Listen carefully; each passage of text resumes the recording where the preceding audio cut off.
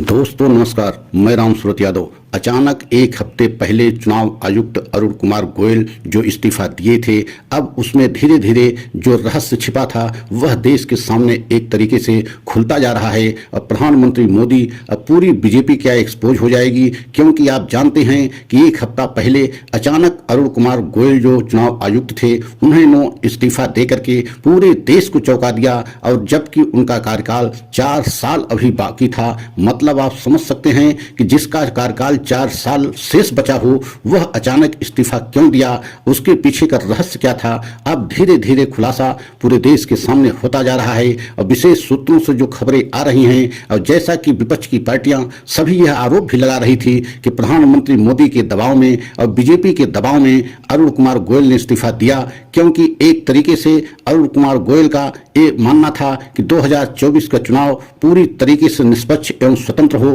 क्योंकि ईवीएम को लेकर के पूरे देश में सवाल उठ रहे थे। और सवाल ही नहीं उठ रहे थे बल्कि सुप्रीम कोर्ट में कई याचिकाएं दाखिल की गई हैं। एडीआर संस्था के द्वारा भी याचिका दाखिल की गई है जो अभी विचाराधीन है। और यही हमने कई वीडियो में पहले भी बताया था कि अरुण कुमार गोयल जो चुनाव आयुक्त हैं वह प्रधानमंत्री की बात को मानने से एकदम इनकार कर रहे हैं। और यही कारण हुआ कि धीरे धीरे जब प्रधानमंत्री मोदी को लगा कि इस बार जो है अरुण कुमार गोयल चुनाव आयुक्त जो हैं वो हमारी बात नहीं मानेंगे या बीजेपी सरकार के इशारे पे काम नहीं करेंगे, और अंतोगत्वा वही परिणाम आया कि उनको दबाव डलवा करके उन पर दबाव जो है प्रेशर बना करके उनका इस्तीफा दिलाया गया। और जो मुख्य चुनाव आयुक्त राजीव कुमार हैं उनसे भी एक तरीके से उनका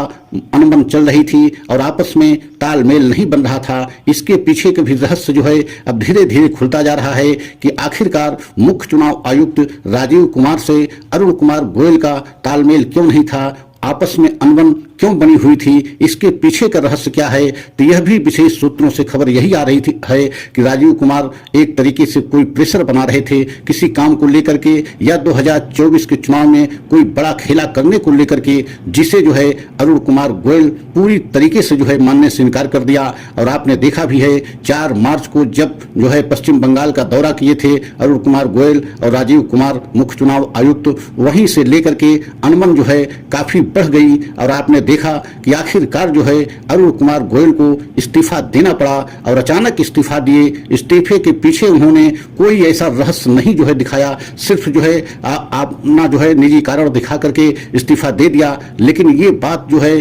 पूरे देश की जनता में एक सवाल बन करके बहुत बड़ा सवाल बन गया कि आखिरकार अरुण कुमार गोयल को अचानक इस्तीफा क्यों देना पड़ा, क्या इसके पीछे कोई बहुत बड़ा रहस्य है। तो अब धीरे धीरे ये रहस्य खुलता जा रहा है कि अरुण कुमार गोयल जो एक बहुत ही ईमानदारी से 2024 को चुनाव कराना चाह रहे थे और उनके मुताबिक जो है चुनाव बीजेपी को उचित नहीं लग रहा था, या प्रधानमंत्री मोदी की बात को मानने से इनकार कर दिए थे। और यही कारण है कि मुख्य चुनाव आयुक्त राजीव कुमार से भी उनकी अनबन चल रही थी। जो है मुख्य चुनाव आयुक्त राजीव कुमार से भी उनका तालमेल नहीं था, या कोई ऐसा प्रेशर बना रहे थे मुख्य चुनाव आयुक्त अरुण कुमार गोयल चुनाव आयुक्त के ऊपर, जिसे वो मानने से इनकार कर दिए। अंतोगत्वा उस दबाव को जो है नहीं सहन कर पाए, उस जो है प्रेशर को नहीं सहन कर पाए, और यह उचित समझा कि हमें जो है चुनाव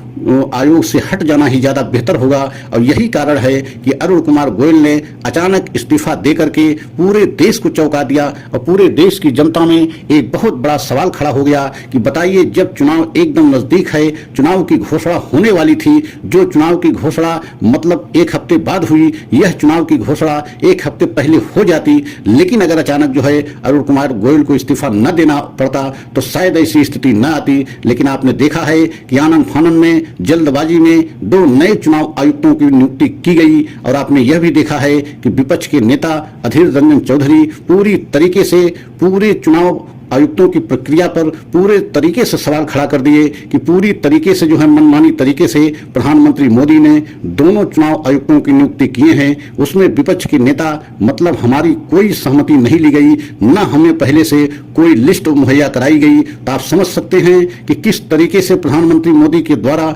दोनों चुनाव आयुक्तों को अपने मन माफिक जो है नियुक्त किया गया। तो क्या आने वाले 2024 के चुनाव में कोई बड़ा खेला खेला जा सकता है, या कोई बड़ा खेला हो सकता सकता है, क्योंकि जिस तरीके से अरुण कुमार गोयल ने अपना अचानक इस्तीफा दिया है उससे पूरे देश के सामने एक बहुत बड़ा सवाल खड़ा हो गया है कि ऐसा इस्तीफा देने की स्थिति उनके सामने क्यों आई। अगर उनके ऊपर प्रेशर नहीं था, उनके ऊपर दबाव नहीं था, अगर उनसे कोई ऐसा काम कराने की मंशा नहीं थी तो उन्हें इस्तीफा देने की नौबत कैसे आई, ये सवाल पूरे देश के सामने खड़ा है, खड़ा रहेगा। और आने वाले समय में ये सवाल हर देशवासी को एक तरीके से चिंतन मनन करने के लिए मजबूर करेगा। अगर हमारा वीडियो आपको अच्छा लगा हो तो लाइक सब्सक्राइब करें, कमेंट के द्वारा अपनी राय अवश्य दें। अगला वीडियो पुनः हम लेकर के आएंगे, तब तक के लिए जय हिंद, जय भारत।